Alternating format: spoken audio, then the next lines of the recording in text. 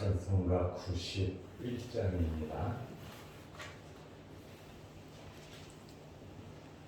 찬송가 91장.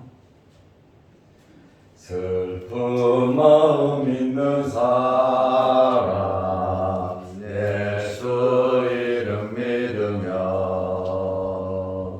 영원토록 변함없는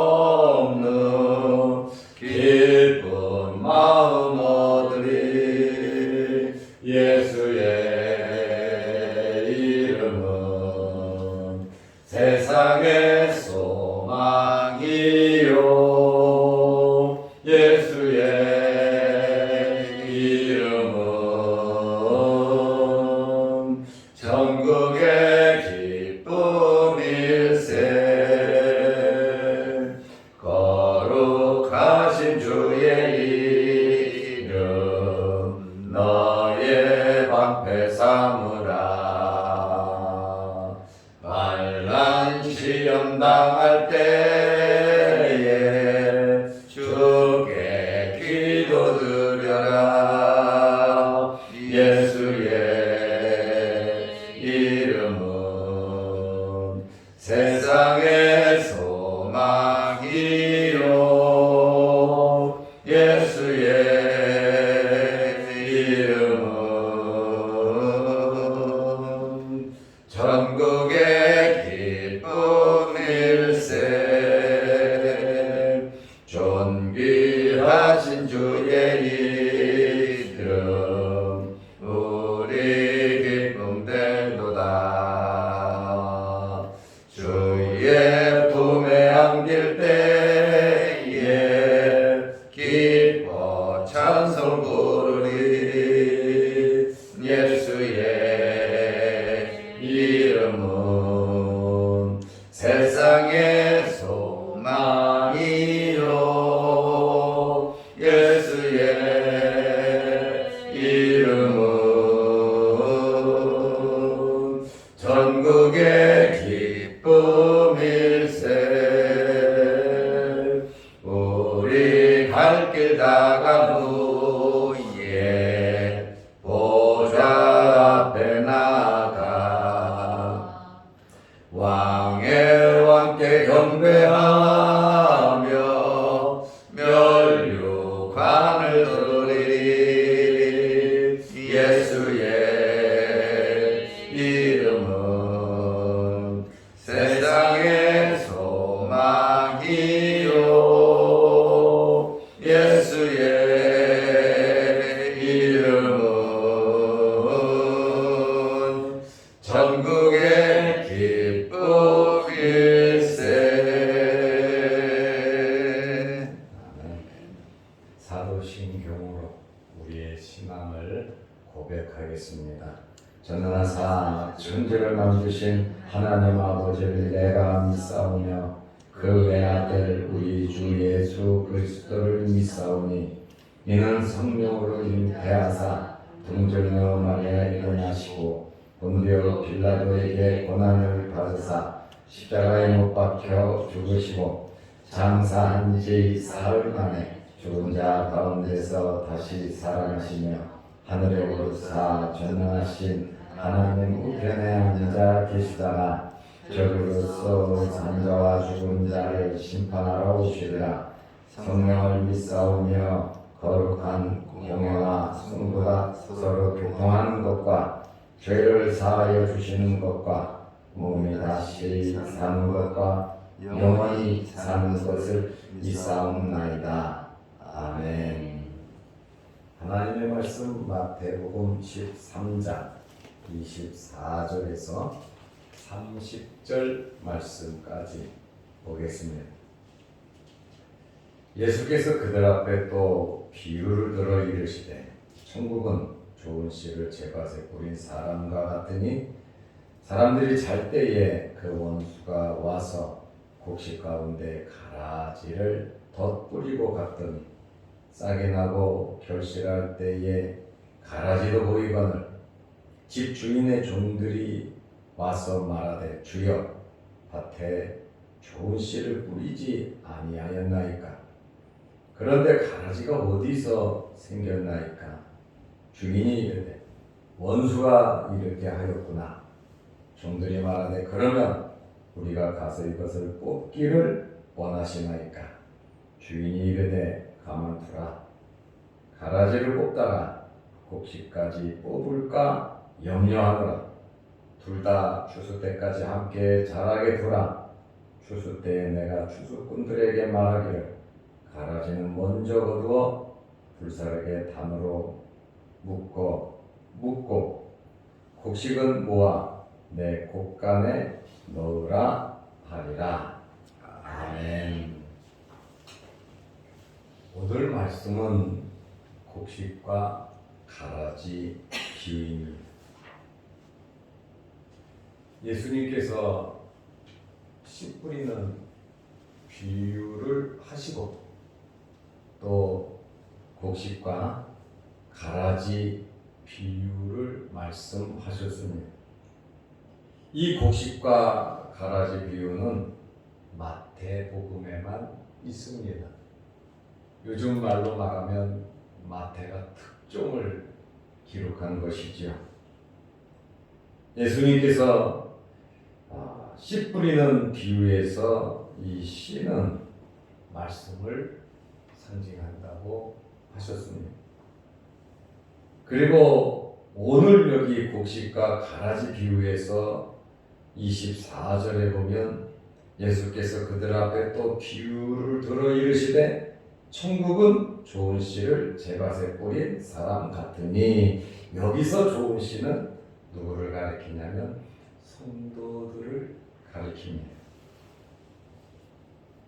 예수님께서 밭에 좋은 씨를 뿌리셨어요. 밭은 마태복음 13장 38절에 보면 세상이라 그랬고, 좋은 씨는 천국의 아들들이라고 했고, 가라지는 악한 자의 아들들이라고 38절에 말씀을 하셨습니다. 오늘 이 가라지 비유는 24절에서 30절인데 이 가라지 비유에 대한 확실한 설명은 36절에서 43절에 예수님께서 비유를 말씀하시고 그 비유의 의미를 설명해 주셨습니다. 그래서 38절에 밭은 세상이고 좋은 씨는 천국의 아들들이고 가라지는 악한 자의 아들들이다, 이렇게 말씀하셨습니다. 여기에 이 씨를 뿌린 자는 누구냐면 인자라고 37절에 말씀을 하고 있습니다. 인자는 예수 그리스도를 가리킵니다. 예수님께서 세상에 좋은 씨를 뿌렸다. 그런데 24절에 보니까 제 밭에 자기 밭이다, 이렇게 말씀하고 있습니다. 예수님께서 세상의 소유권을 주장하고 있습니다. 이 세상은 마귀의 것이 아닙니다. 이 세상은 하나님의 것입니다. 하나님께서 창조하셨기 때문에 그렇습니다. 그래서 예수님께서 자기 밭에 씨를 뿌리신 거란 말입니다. 시편 24편 1절에 보면 모든 것이 다 여호와의 것이라고 말씀하고 있습니다. 천국은 좋은 씨를 제 밭에 뿌린 사람과 같으니 하나님께서 세상을 창조하시고 죄를 지었다고 버리시지 않으셨습니다. 계속해서 하나님께서는 가꾸시고 계시는 겁니다. 하나님의 백성들을 찾아내시고 하나님의 백성들에게 영양분을 주셔서 은혜롭게 살아갈 수 있도록 하나님께서 계속해서 하나님의 나라를 이루어가고 계시는 겁니다. 그래서 예수님께서 제 밭에 좋은 씨를 뿌리고 이 세상에 하나님의 백성들을 두어서 세상의 빛과 소금의 역할을 감당하며 하나님의 나라와 의를 구할 수 있도록 예수님께서 해주셨다라고 하는 그러한 말씀입니다. 25절 말씀에 보면 사람들이 잘 때에 그 원수가 와서 곡식 가운데 가라지를 덧뿌리고 갔더니, 여기 사람들이 잘 때에 농부들이죠. 어떻게 보면 하나님의 일꾼들을 의미합니다. 사람들이 잘 때에 농부들의 일꾼들의 태만을 말하는 것이 아닙니다. 원수가 몰래 슬그머니 악행을 한 것입니다. 어두운 밤에 몰래 이들이 역사를 했습니다. 그 원수가 와서 곡식 가운데, 곡식은 좋은 씨잖아요. 천국의 아들들. 가라지를 덧뿌리고 갔으니, 밭은 세상이라고 그랬잖아요. 밭에 좋은 씨를 예수님께서 뿌리셨는데, 원수가 39절에 보면 마귀라고 말을 하고 있어요. 원수는 마귀 사탄입니다. 마귀 사탄이 가라지를 덧뿌리고 갔더니, 덧뿌렸다라고 하는 것은 좋은 씨 위에 가라지를 뿌렸다라고 하는 그러한 말입니다. 하나님의 백성들은 하나님의 말씀을 받아서 풍성하게 하나님의 돌보심과 인도함을 받습니다. 그런데 이 원수가 가라지를 덧뿌리고 갔는데, 이 가라지는 독보리의 일종으로서 보리와 밀과 싹이 흡사하여 구별이 잘 안 됩니다. 잘못해서 독보리 가라지를 먹으면 급한 설사, 구토, 여러 가지 증상으로 목숨을 잃을 수 있습니다. 그래서 밭은 세상이고 가라지는 악한 자의 아들들이라고 마태복음 13장 38절에 말을 하고 있습니다. 가라지는 어떤 일을 합니까? 이 세상 속에 지금 좋은 씨가 있고, 이 세상 속에 가라지가 존재하고 있는 겁니다. 가라지는 어떤 자들이냐? 41절 말씀에 보니까 인자가 그 천사들을 보내리니 그들이 그 나라에서 좋은 씨를 뿌린 천국을 가리키잖아요. 그 나라에서 모든 넘어지게 하는 것과 또 불법을 행하는 자들을 거두어내어. 이제 인자가 천사를 보내서 넘어지게 하는 것, 이게 뭐겠습니까? 우상 숭배입니다. 죄악에 빠져들게 하는, 걸려 넘어지게 하는 것, 그 다음에 불법을 행하는 자, 하나님의 말씀에서 벗어나는, 하나님의 말씀을 안 지키는 것이 불법인데 이러한 자들을 거두어내어 42절에 보니까 풀무불에 던져 넣으리니. 그래서 가라지는 결국 풀무불에 던져 넣으리니 거기서 울며 이를 갈게 되리라. 여기 풀무불은 불못, 다시 말하면 지옥을 가리키고 있습니다. 가라지와 가라지를 뿌린 원수들,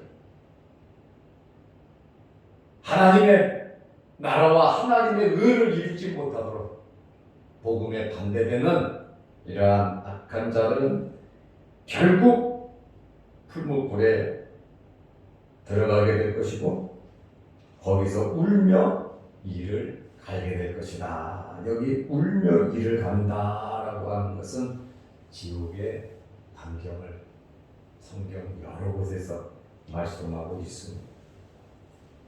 그러면 이 비유를 보면서 주인은 밭에서 가라지가 난 것을 알고 있었어요.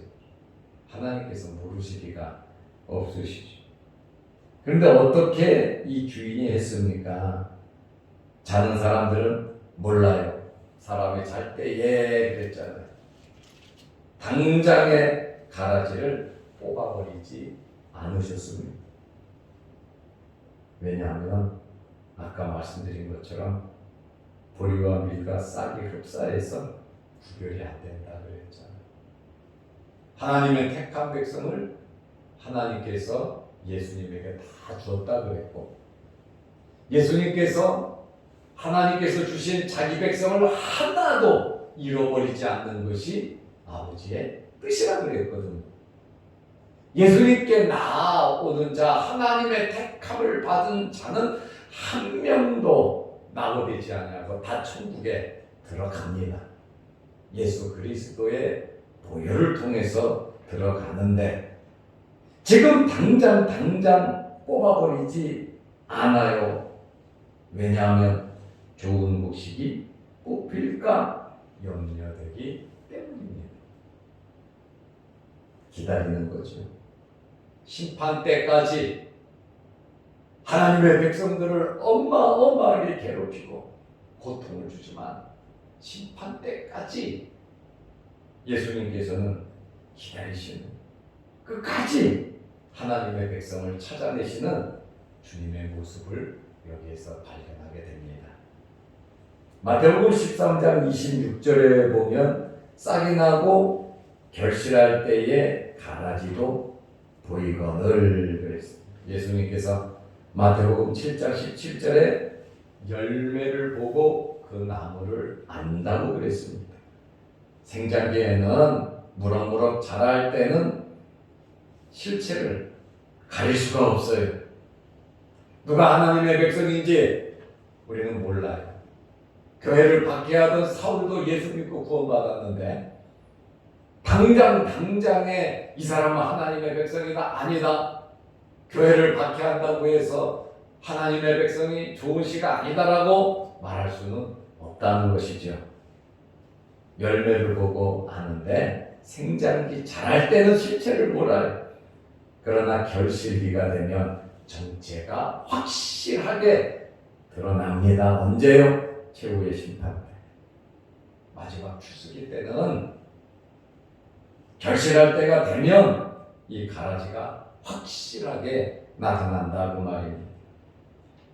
마태복음 13장 27절에 보면 집주인의 종들이 와서 말하되, 이 사람들이 잠을 자고 있었잖아요. 그런데 원수가 와서 몰래 뿌리고 갔잖아요. 어두운 밤에. 주여 밭에 좋은 씨를 뿌리지 아니하였나이까. 그런데 가라지가 어디서 생겼나이까. 우리는 잘 몰라요. 28절에 주인이 이르되 원수가 이렇게 하였구나. 알잖아요. 원수가 이렇게 하였구나. 종들이 말하되 그러면 우리가 가서 이것을 뽑기를 원하시나이까. 마태복음 13장 29절에 주인이 이르되 가만두라. 가라지를 뽑다가 곡식까지 뽑을까 염려하노라.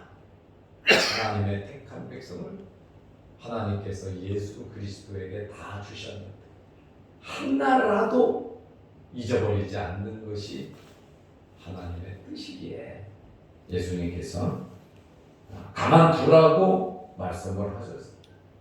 여기서 우리는 주님의 지혜로움을 알 수 있습니다. 그리고 우리는 여기서 예수님의 여유로움을 알 수 있습니다. 그렇다고 해서 악을 포기하시거나 이러한 가라지에 대해서 절대로 무관심한 것이 아닙니다. 가라지를 가만히 두는 것은 곡식에 대한 애정 때문에 그런 것입니다. 이 말씀을 통해서 예수님께서는 예수 그리스도를 믿는 자들을 눈동자와 같이 지켜주시고 보호해 주신다고 하는 말씀입니다. 추수 때까지 두었어요. 자동으로 추수 때가 되니까 구별이 되었습니다. 알곡이 하나라도 떨어지는 것은 하나님의 뜻이 아니라고 하는 그러한 말씀입니다. 그러니 우리가 부족한 건 많지만 하나님께서 귀하게 보시는 겁니다. 하나님의 자녀이기 때문에 그렇습니다. 마태복음 13장 30절에 둘 다 추수 때까지 함께 자라게 두라. 주인의 말. 그래서 이 세상 속에 하나님의 자녀, 악한 자의 자녀들이 뒤섞여서 살아가고 있습니다. 추수 때에 내가 추수꾼들에게 말하기를 가라지는 먼저 거두어 불사르게 단으로 묶어. 가라지는 먼저 풀무불 속에 들어간다고 하는 말. 먼저 거두어 불사르게 단으로 묶고 곡식은 모아 내 곡간에 넣으리라. 때가 있다. 기간이 있다. 우리가 너무 조급하게 살 필요는 없습니다. 하나님의 역사 속에서 우리는 주님의 이런 여유로움, 지혜로움을 우리는 본받으면서 이 세상에서 하나님을 믿으면서 의지하면서 살아가야 하는 것입니다. 추수 때, 심판 때 모든 것이 결정이 됩니다. 마태복음 13장 39절에 가라지를 뿌린 원수는 마귀요. 지금도 마귀는 자기들의 때가 얼마 남지 않았기 때문에 얼마나 수단 방법 가리지 않고 우리를 시험하고 넘어뜨리려고 합니다. 추수 때는 세상 끝이요. 주님 오실 때란 말이에요.